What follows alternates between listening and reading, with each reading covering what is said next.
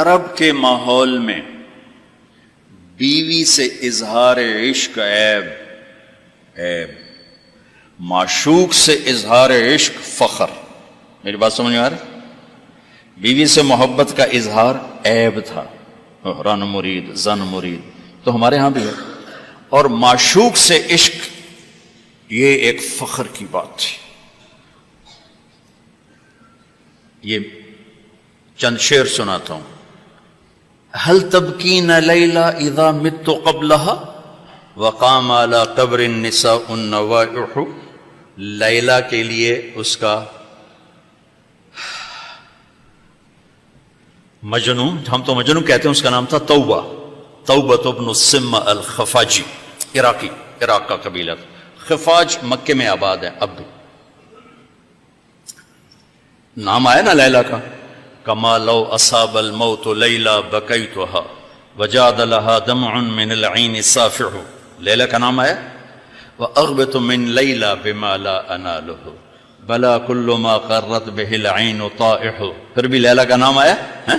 ولو ان لیلا الاخیلیۃ سلمت علی ودونی جندل وصفائح، لیلا کا نام آیا۔ 4 اشعار ہر بیت میں لیلا لیلا لیلا لیلا، اس کی بیوی نہیں ہے، عشق ہے، اور وہ کھلم کھلا شعر کہہ رہا ہے۔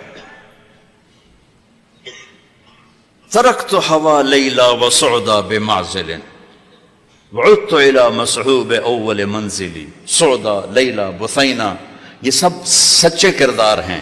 اے ساڑھے ہیر رانجے دا وارث شاہ دا دماغ الٹا ہویا ہے تو اس لکھ چھڑی، یہ کوئی کردار نہیں ہے، سسی پنو لیلا ہیر رانجا یہ سب، لیکن یہ سچے نام لیلا، سعدا، بثینا، سعاد، یہ سب صحیح کہانیاں ہیں۔ تو میں لیلا کی سنا رہا ہوں، اور اس کا عاشق کھلم کھلا کہہ رہا ہے مجھے لیلا سے عشق ہے۔ اس کے باپ نے کہا تو نے مجھے رسوا کر دیا، حرم میں تھے، کہیں توبہ کر تو آج کے بعد لیلا کا نام نہیں لے گا۔ تو وہ شاعر بلیغ تھا، کہنے گا الہی تبت من کل المعاصی ولکن حب لیلا لا اتوب۔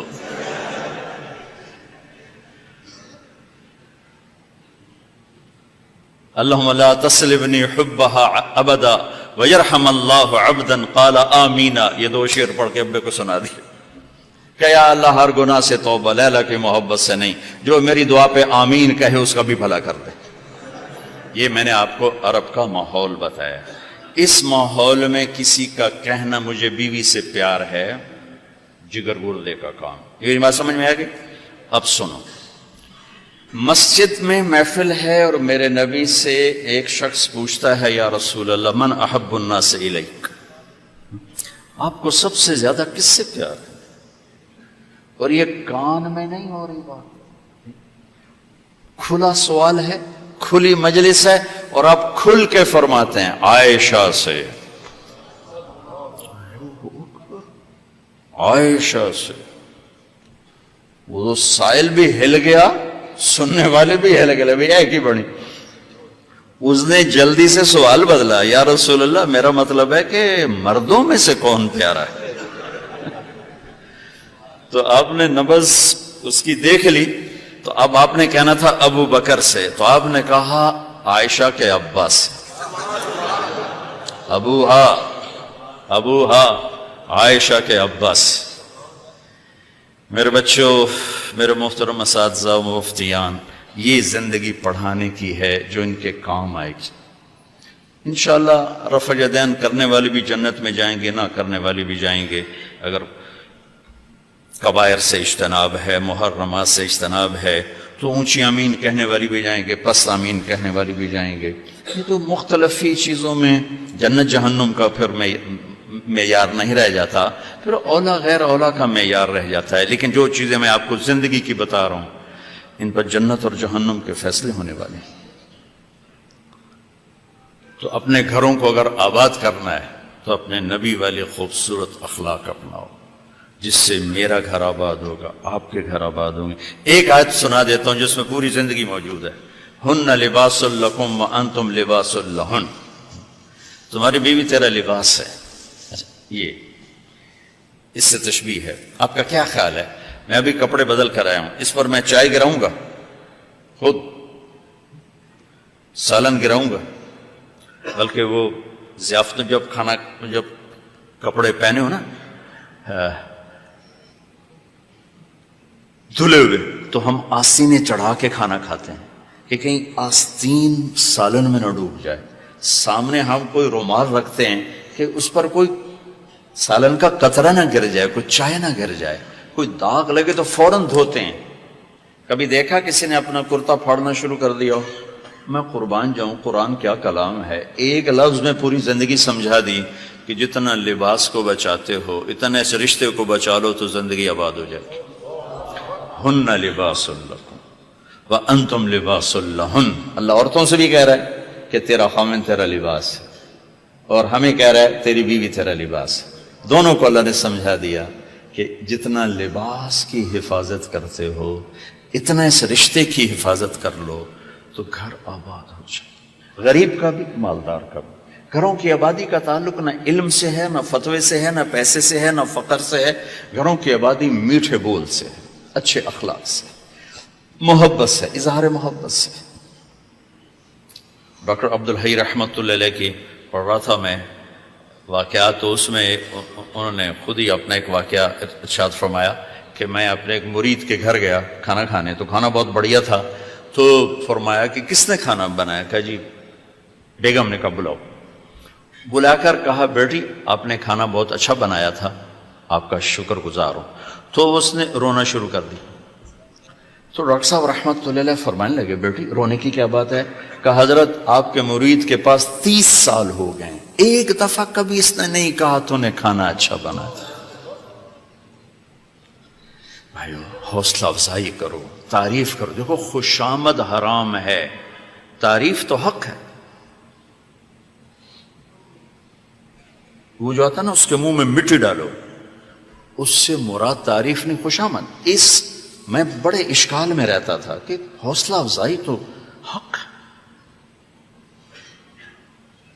اور یہ آ رہا ہے کہ جو تعریف کرو اس کو منہ میں مٹی ڈالو. تعریف تو حوصلہ افزائی ہوتی ہے. پھر ابن ماجہ پڑھاتے ہوئے میرے سارے سوال حل ہو گئے. یا معاذ ایاک والتمادع فانہ الذبح. معاذ خوشامد سے بچنا، یہ ذبح کر دینا ہے.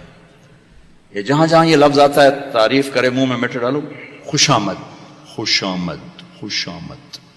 تعریف میرے نبی تعریف کر رہے، اپنے صحابہ کی کتنی تعریف فرما رہے، موقع موقع پر ان کی تعریف فرما رہے ہیں. تو اپنے رشتوں میں اپنے رشتوں کو پانی لگاؤ میٹھے بول کے ساتھ، تعریف کرو. کھانا بنا دو کیا اچھا بنا ہے، لباس پہنا کیا خوبصورت لگ رہا ہے. ماں کی تعریف کرو، باپ کی تعریف کرو، استاد کی کرو، استاد شاگردگی کرے. اس سے حوصلہ بڑھتا ہے. خوشامد حرام ہے، تعریف میرا حق ہے، آپ کا حق ہے. میں آپ کی کوئی تحریر دیکھوں، آپ کا کوئی تقریر دیکھوں، آپ کی کوئی چیز دیکھوں تو میرے ذمہ ہے کہ میں آپ کی حوصلہ افزائی کروں. تو رشتوں کو پانی پلانے کے لیے حوصلہ افزائی، تعریف، کمیوں سے درگزر، اس سے میرے عزیزوں گھر آباد ہوتے ہیں. وہ عالم کا گھر ہو، مفتی کا گھر ہو، یا کسی ان پڑھ کا گھر ہو. گھروں کی یہ شکل و صورت 4 دن کا کھیل ہوتا ہے، پھر کشش ختم ہو جاتی ہے.